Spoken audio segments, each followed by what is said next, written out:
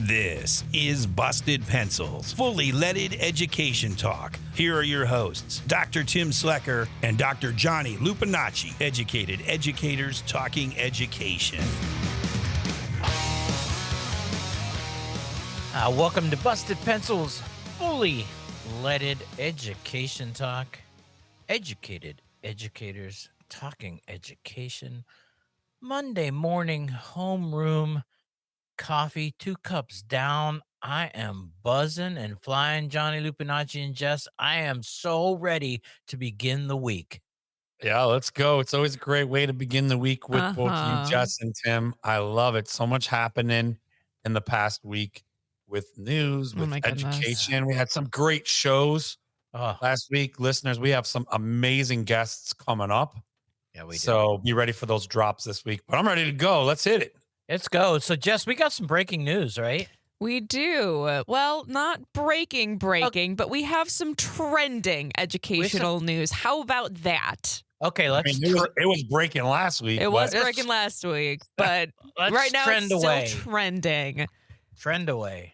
K-12 dive. Ohio becomes the latest state to restrict transgender students' bathroom access. Transgender students in Ohio will be barred from using multi-person bathrooms aligning with their gender identities at public and private K-12 schools and colleges under legislation signed into law last week by Governor Mike DeWine. The Protect All Students Act, effective February 24th, 2025, requires that students must use facilities such as restrooms, locker rooms, and overnight accommodations that are aligned with their sex assigned at birth. The ban applies to schools and any related school-sponsored activities.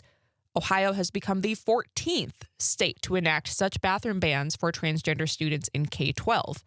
Equality Ohio, a nonprofit that advocates for LGBTQ+ rights in the state, released a statement denouncing SB 104's enactment, saying that the law endangers trans students' safety. Bathroom use based on gender identity remains a controversial issue for schools nationally. Earlier this year, the U.S. Supreme Court declined to consider a case about an Indiana school district's policies barring transgender students from using bathrooms aligning with their gender identities. Some school administrators and attorneys had hoped that case, if addressed by the Supreme Court, could have settled the question of whether transgender students are entitled to Title IX federal anti-sex discrimination protection when accessing facilities that differ from their sex assigned at birth. According to the first nationally representative survey data on transgender students released by the Centers for Disease Control and Prevention in October, about 3% of the nation's high school students are transgender, and another 2.2% say they are questioning their gender. The survey also found that transgender and questioning students had higher rates of skipping school and of experiencing bullying and poor mental health, and the lowest rates of school connectedness when compared to their cisgender peers. Man, do I have to claim this as my state right now? I'm embarrassed because any listeners, I am in Ohio. I've been watching this happen, and I've spent some time actually talking to particularly superintendents here in rural southeastern Ohio, and again, guess what?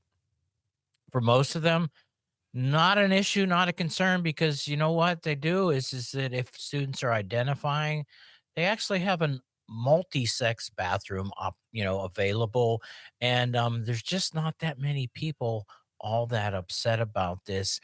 It is frightening though, because the reality here is that, well, let's put it to maybe who's going to enforce this? That's my question is because I'm telling you, so I'm a 5th grade teacher back in the day, which I was, and I had bathroom duty back in the day because that's what you did. What I wouldn't have done would have said, show me your stuff before you go in, because that ain't my job. And I mean, this is the kind of stuff where you think about, how do you really want to enforce this? The type of trauma that you are going to cause children that are in this state, the type of policing that you are going to want teachers who are the advocates and the voice and sometimes the sole person who cares for these children. You're asking them to be the ones who are going to somehow out them and enforce this. This is yeah, well, it's not about enforcement, Jess. You're right. Othering and ostracizing. Just jump in there, Jess, since you got it Well, there. yeah, it's not about enforcement. It's not about, and here's the budget to make sure that you have people stationed in every school bathroom to make sure that every single person who is using the facilities has the correct genitalia. It's not about that. It's about creating an environment in which it is okay to dehumanize, and to ostracize trans kids and make them feel unwelcome because they are saying and they are building a space in which trans kids are not welcome. That is the point. Johnny, you got a comment there too, man. Well, I agree with you both on this. I mean, it's absolutely just, I really thought years ago we would not be having this conversation the way we continue to have to defend what not only young people, but people in our community all around us are explaining to us is how they identify. And that the battleground of it is, and it comes up in these spaces as bathroom spaces, right? I mean, it just absolutely infuriates me. We it's not even a joke, but we say all the time, like, you don't have gender specific bathrooms at your house. Mm-hmm. Right. I promise you. Okay. Mm-hmm. And so, and so it's just, it has absolutely nothing to do with that process, with that need. It has everything to do with control.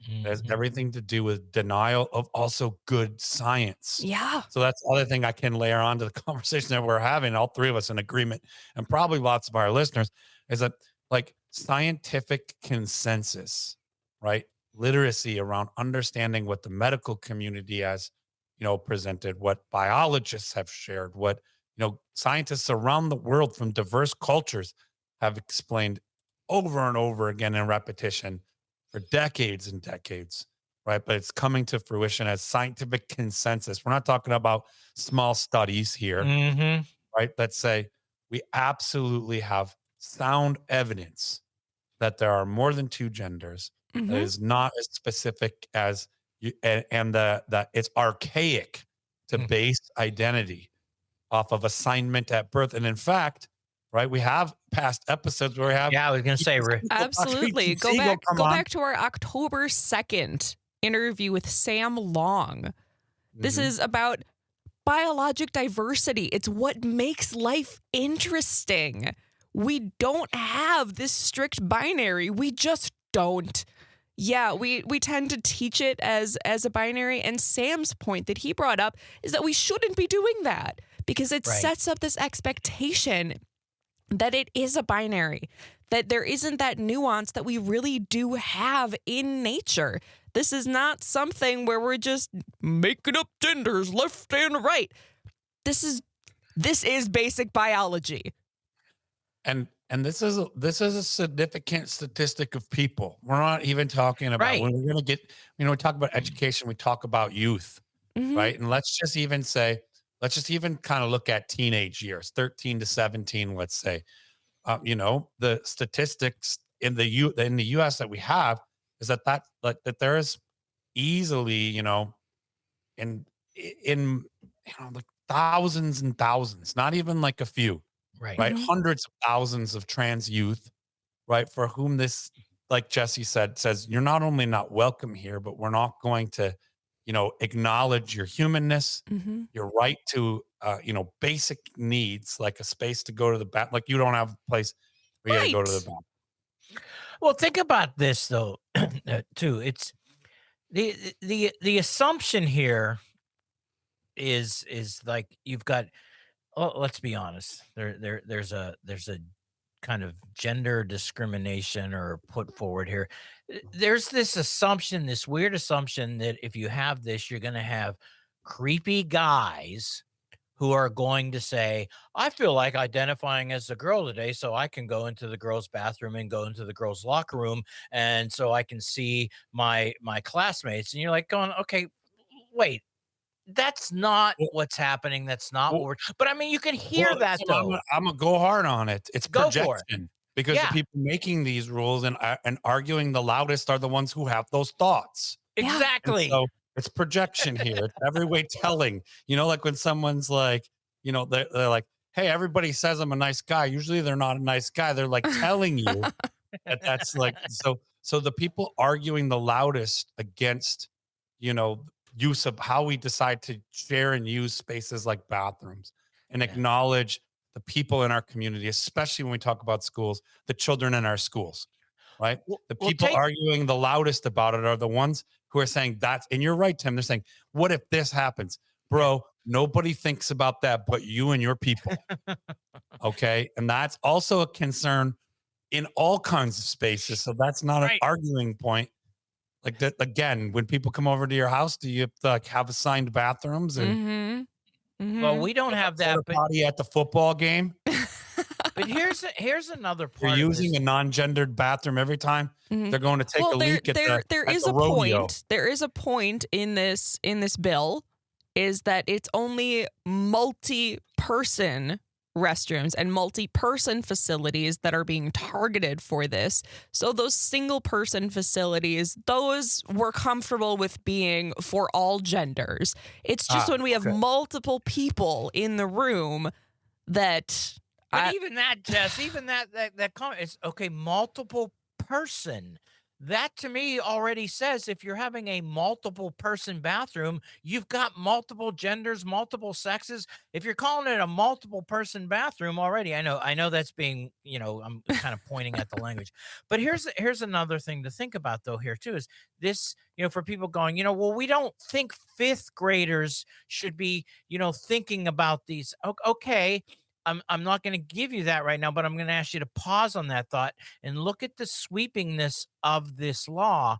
It also applies to college campuses. mhm. People who are potentially mostly 18 and older.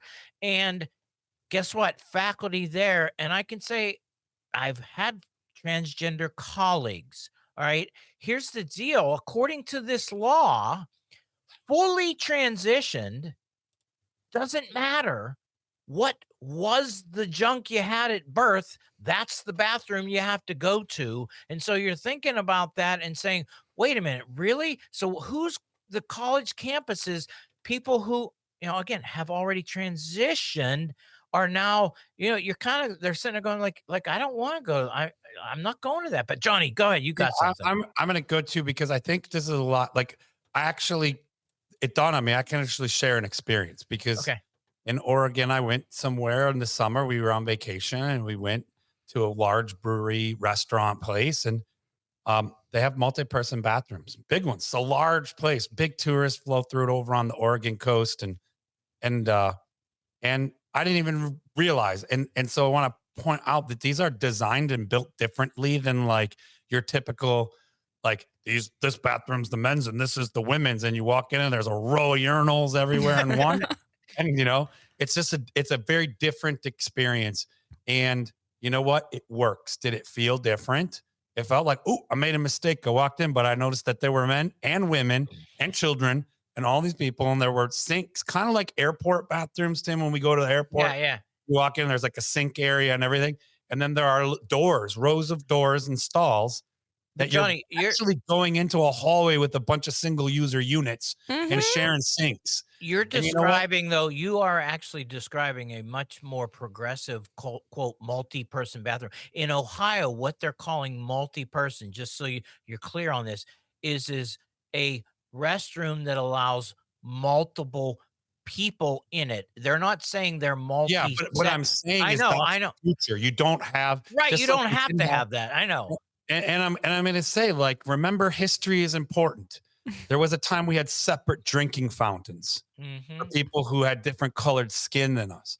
And this is the kind of BS that history holds on to, but we learn from. Our bathrooms are going to look different. The era of like there being like a men's space and a women's space means that like we're going to transition to these spaces being more diverse in Mhm. identity and still safe for people to have some privacy, regardless of whether they identify as male, as female, as anywhere along that spectrum. It's just all the same. So things will have to change, just like having 2 sets of drinking fountains and things like that. We've done it before. We're long overdue to do it, but we're fighting it because we want to make it about politics of the body and about control. This is, to me, in every way, patriarchal, like But Johnny, you're saying old-timey crap. this is, you know, like, you know, get with it, progressive, let's understand the reality. But remember today, um, well, actually, there's been, you know, over the past week, Yeah. we Supreme Court Mhm. hearing the case about gender affirming care for minors, so people Mhm. under 17. In Tennessee, 18. they put forward a law that said there is no gender affirming care until you're 18 and you can make that If you decision are yourself. transgender. Right, if you're transgender, Jess, I know we're gonna get to that part, and but, you know, the idea, in fact, though, I think you even said this, Johnny, it's like, where did this come from? There is a movement to go backwards here, and the reality is that it's not looking so good in the Supreme Court for gender affirming care. It looks like the conservative justices are going to come down on the side of saying, yeah, you know what? Minors, no gender affirming care. Doesn't matter what your parents say, doesn't matter what your doctors say, Mhm. because here's the line that drives me absolutely insane. Who are we, the Supreme Court justices, to overrule the legislators? You're the Supreme Court. That's your job. You overrule when legislators are idiots, stupid, bigoted, transphobic, harming another human being by putting together laws and putting in place laws that hurt our neighbors. That's your job as the Supreme Court. Who are we to question the legislature? Who are you to question the parents? Who are you to question the doctors? And who are you to question the science, as Johnny's put forward here, that's happening here? I don't know. It's a crazy time we're living. You know, and Jess, yeah, clear up that whole again gender affirming Mhm. care for. So this is something that really gets me upset because gender affirming care has always been accessible to cisgendered individuals. Mm, The law in Tennessee, as it is written, states that no medical professional may administer any procedure or treatment to a transgender minor. There are specific provisions that allow for gender affirming care for cisgender minors. So this would be, for example, if a minor, if a child, say 7 or 8 years old, is going through precocious puberty, they're going through puberty too early, too early. they can be prescribed a puberty blocker. If Mm. a child, say 16, 17, hasn't started going through puberty, they have late onset puberty, they can be prescribed hormones that correlate to their sex assigned at birth in order to kickstart that puberty.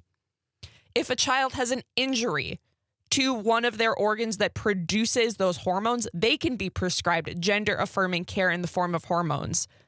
However, if that child is trans, they cannot be treated with gender affirming care.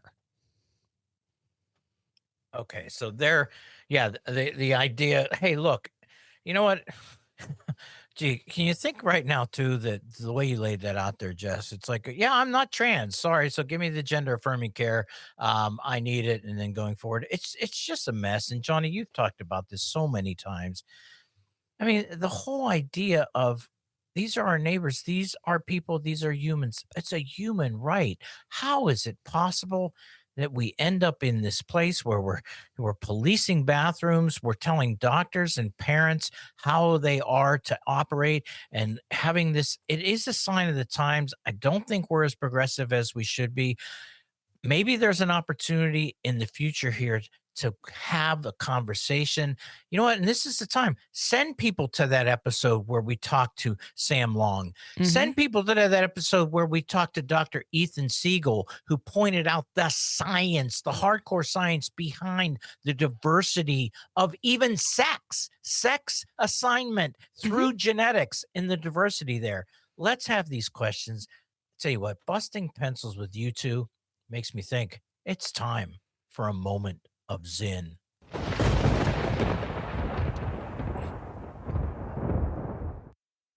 Control in modern times requires more than force, more than law. It requires that a population whose lives are filled with cause for rebellion be taught that all is right as it is.